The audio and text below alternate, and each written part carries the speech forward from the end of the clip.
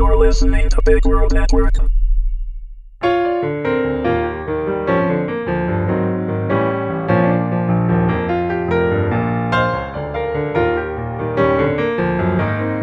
Amazing Grace, Episode 11. Written by James Hellvig, read by Meagan Hedin. The two 8-man assault teams approach their target floor from opposing directions. Team 1 uses the freight elevator, takes a heavily laden bag stashed on top of the car via the service panel, and efficiently distributes silenced weapons and armor. Coming from the upper floors, the second team assembles with the same methodical proficiency in the stairwell, arriving in pairs or singly, their gear deposited by the same advanced scouting teams the day before. The team leaders check their watches.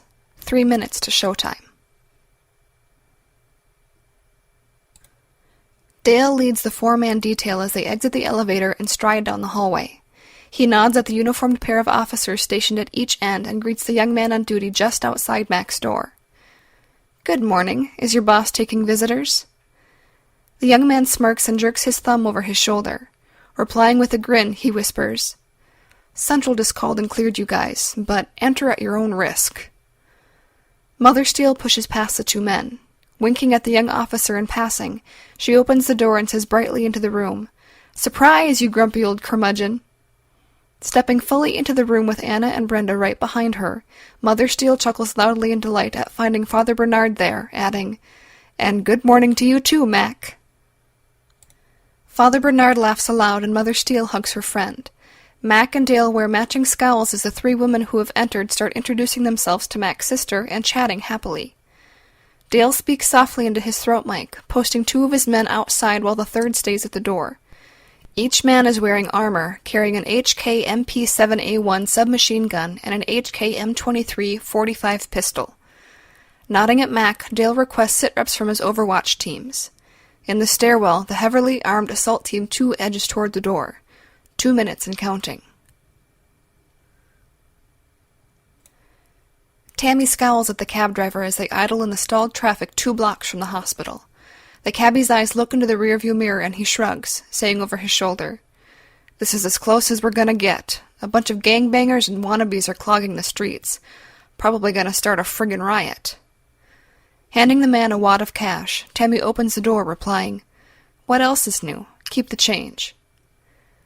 Increasing her pace to a jog, Tammy weaves around the stuck traffic and makes her way to the sidewalk, pulling her cap lower as she lengthens her stride. "I'll likely be arrested while I'm trying to get in, but it's the fastest way to get in touch with Dale. He's got to have a team on that cop and the priest. Shit! Why can't I remember my connection with them?" 1 minute and counting.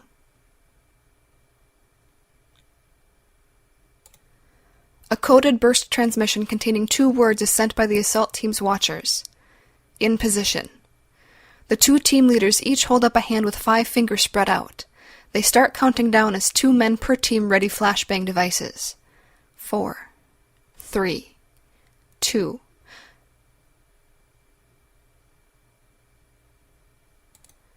The nervous young man calms as his tiny earbud receives a single word. "Now." Eyes opening wide, he screams while his thumb presses the detonator. "Allahu Ak!" The 50-pound vest, packed with C4, nails, and small machine nuts, explodes with blinding brilliance. The man is vaporized in an instant. Death and destruction are spewed in a 30-meter arc. At nearly the same instant, twin explosions rock the hospital building. The front upper corner vanishes in a flash, while, deep in the bowels of the building, another blast shakes the structure to its core. The explosion spews smoke and debris and set fires. Before the echoes of the triple blast fade away, the assault team strike.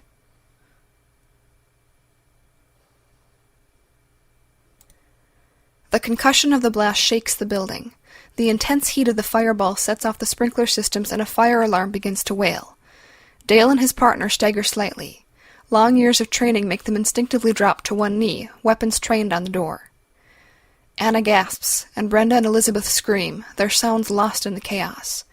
Dale's earbud is filled with chatter that he ignores, bellowing, "All of you, in the bathroom, now!" Mac swings out of bed, moving to help his sister as Mother Steele and Anna help Father Bernard. Dale presses his .45 pistol, along with the spare clip, into Mac's hand. Grim-faced, the men nod at each other, and Dale turns back to the door. In his earbud, a hall security member's voice cuts through the chatter on the command circuit, matter-of-factly saying, "Hostiles, taking fire. They're—" A thunderous bang in the hall makes Dale's ears ring. "Here they come. Let's make it expensive." Barking into his throat mic, Dale transmits, "Alamo, Alamo, Alamo!" The predetermined distress code that lets the reaction teams know they're being overrun and in need of rescuing goes out, and Dale's focus narrows with laser-like intensity on the only way into the room.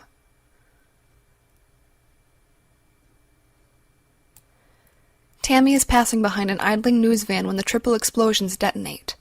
The heat of the violent shockwave is absorbed by the vehicle. Tammy instinctively drops to a crouch, her ears ringing. Rising again quickly, she peers around the edge of the battered van. The carnage and devastation simultaneously harden her resolve and break her heart. Seeing smoke pouring from the building, Tammy realizes the slaughter of the protesters was a diversionary. Shit! They're assaulting the hospital. That means... Sprinting for the hospital doors, Tammy weaves around the panic-stricken people who are rushing out of the building. Bursting through the entrance, she runs directly to the bewildered-looking receptionist. Shouting to be heard, she says, "What floor are the cop and priest on?" The stunned young woman stares blankly at her. Reaching across the small counter, Tammy grasps the shocked woman's shirt collar and pulls her forward until they are nose to nose. Giving the hapless girl a shake, Tammy bellows, "What floor?" Blinking tears, the receptionist stammers, Eighth floor. But you... Tammy doesn't hear the rest as she turns, sprinting towards the stairwell.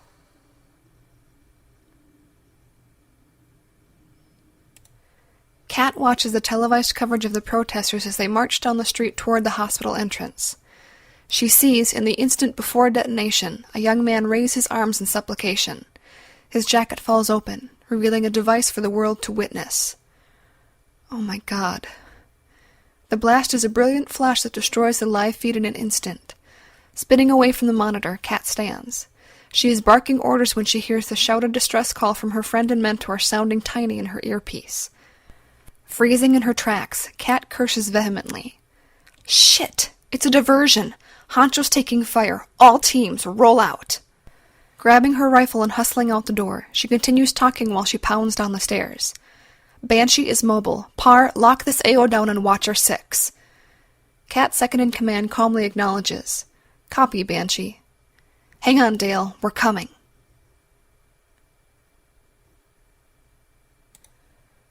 Water pours from the overhead sprinklers, soaking Mac and the rest of the terrified group that is crammed into the tiny bathroom. Mac orders them into the shower area, and the 4 women huddle there. Father Bernard stands in front of them, acting as a human shield. Mac positions himself in line with the door, crouched down, with the cold porcelain commode on his left side. Leveling the pistol at the door, Mac breathes deeply, trying to steady his aim. All this damn water. Can't even get a friggin' smoke. Outside, the heavy thud of bullet impacts and the crash of breaking glass are muted by the single, abrupt scream of a man in agony. The scream is followed by a horrid gurgle that fades slowly. Hands tightening on his weapon, Mac tenses, waiting for the door to open.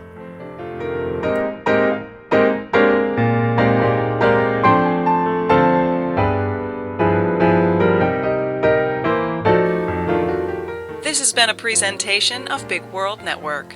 Visit us on BigWorldNetwork.com for more free weekly series, or follow us on Facebook and Twitter.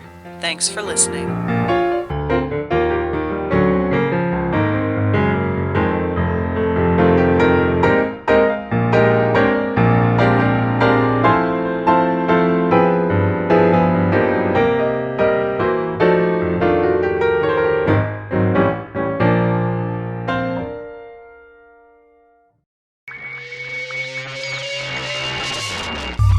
You're listening to Big World Network.